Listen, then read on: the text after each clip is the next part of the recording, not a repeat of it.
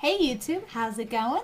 Trying to think of something to talk about. And one of my roommates suggested I talk about what we have been doing lately. The movie list that we have been watching. So I thought I would go ahead and give you a spiel about that. Now, instead of going out and watching all of the Disney princess movies or finding funny comedies or romantic comedies or something like that, we have taken it upon ourselves to create what we call the Depressing Movies list. What's nice about the Depressing Movies list is whenever we decide that we are in the mood to watch a movie, we can just look up at our list, which we have written in window crayon on our window, obviously. Then we just pick one of the movies on that list, go ahead and find it on Netflix, and watch it. Please don't mind that I am reading off a list. I wrote it down off the window so I would make sure I had it right here. But so far, we have watched 6 movies out of 10. So we actually are looking to add more to it. But so far, this is what we've watched. The first movie we watched is called Buried. It stars Ryan Reynolds.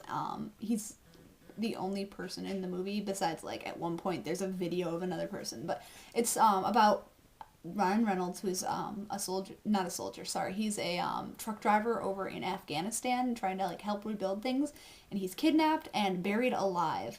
And it's more of a dramatic movie than depressing movie, but it was the first one on our list, so I think we can be forgiven on that. But it's a really intense movie. The kind that I would recommend, but would never watch again. Another movie we watched, I think it actually was our second one, is called Never Let Me Go, which is based on a book by the same of the same name by this British author.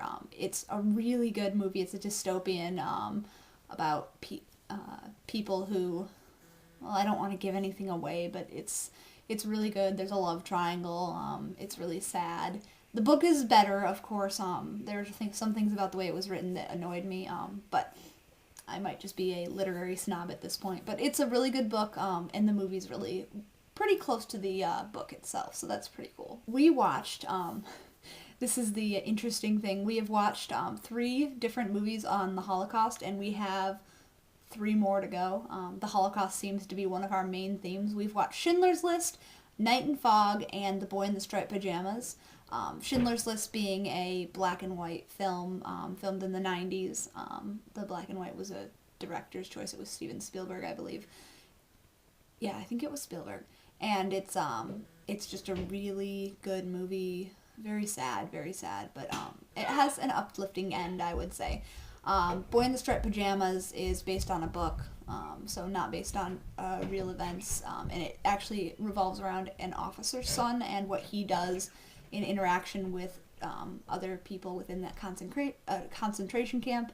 And then Night and Fog is a documentary of the different things that went on.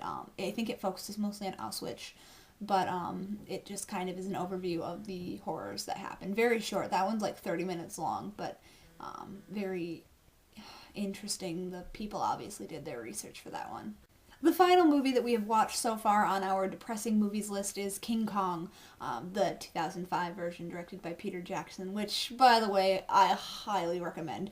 There is a scene that has giant bugs and spiders, which I did not watch. I didn't watch a single second of it. I kept my head turned the entire time. But besides that, it was a really good movie that I never actually thought I would feel for King Kong versus the people, but I was rooting for him almost from the get-go. I felt so bad for the animals, and I thought the people were such douchebags besides the girl who was caring, and of course Adrian Brody's character, who was attractive and cared a lot about the girl and therefore what she cared about. But it was a really good movie. If you haven't seen it, I can't believe I waited that long to see it, but I recommend giving it a watch. On our to-watch list are Life is Beautiful, or La Vita è Bella, which is, I believe, French. Now I'm second-guessing myself, but it's another Holocaust film, as is The Pianist, starring Adrian Brody, I might add, and Sophie's Choice, which they're all Holocaust films that we still want to watch. And actually I'm looking for more Holocaust films because I don't know why. They're so depressing, but I just am like drawn to them because they're based on something that actually happened. I mean, Buried isn't something that happened. King Kong isn't something that happened. But these are so rooted in reality that it's just like it's all the more heartbreaking to know that it actually happened. And then the other movie on our list to watch is Passion of the Christ, which I've actually already seen. I've also seen The Pianist, but where we've decided we want to watch that. So yeah. So yeah, that's my depressing movies list. We're, like I said, hoping to add on to it because we've been really enjoying depressing ourselves. And it's kind of eye-opening, a lot of them are, especially the Holocaust films. So that's really interesting. I've been enjoying our depressing movies list greatly. One final note before I sign off. This is in fact my 99th episode. Exciting, I know. So look forward to episode 100 because I've got something special planned. My name is Keps, and I approve of this message.